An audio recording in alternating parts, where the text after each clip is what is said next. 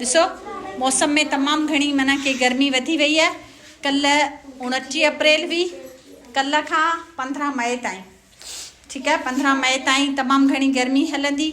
उन में तव्हां पंहिंजो ऐं पंहिंजे घर वारनि जो, पंहिंजे जेके पोढ़ा ॾाॾा ॾाॾियूं आहिनि उन्हनि सभिनीनि जो घणे खां घणो ख़्यालु रखिजो। ऐं तव्हां हर कलाक में 1 गिलास पाणीअ जो लाज़मी पीजो, चाहे मूंखे उञ लॻे थी चाहे नथी लॻे। ऐं कोशिशि कयो त के गरम कपिड़ा न पायो, थधा कपिड़ा पायो ऐं कोशिशि कयो त के कारे रंग खां परहेज़ कयो, ठीकु आहे। कारो रंग जेको आहे उन ते गर्मी जेका आहे उहा तमामु घणो असरु कंदी आहे। इन करे कारे रंग खां पाण खे बचायो, अवॉइड कयो कारे कलर खां। बाक़ी थधा लॉन जा सुठा कपिड़ा पायो।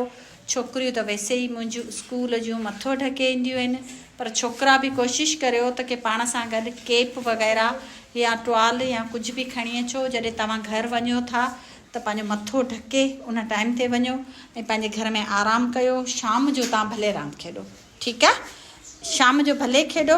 ऐं इन गर्मी जेका तमामु घणी वधी वई आहे, इन में छा थींदो त के इंसान खे हीट स्ट्रोक थी सघे थी। हीट स्ट्रोक गर्मीअ जी वजह खां थींदी आहे। ऐं जेका गर्मी आहे उन में बेहोशी थी सघे थी, गर्मीअ जो बुखार अची सघे थो। त कोशिशि करियो, अलाह न करे अगरि कंहिंसां इहा हालत थी वञे त उनखे जल्द खां जल्द थधो पाणी पीआरियो, थधो शरबत पीआरियो। अगरि थी सघे त जल्दी उनखे डॉक्टर वटि पहुचायो। पर पंहिंजो ऐं पंहिंजे घर वारनि जो घणे खां घणो ख़्यालु रखो, ठीकु आहे बाबा।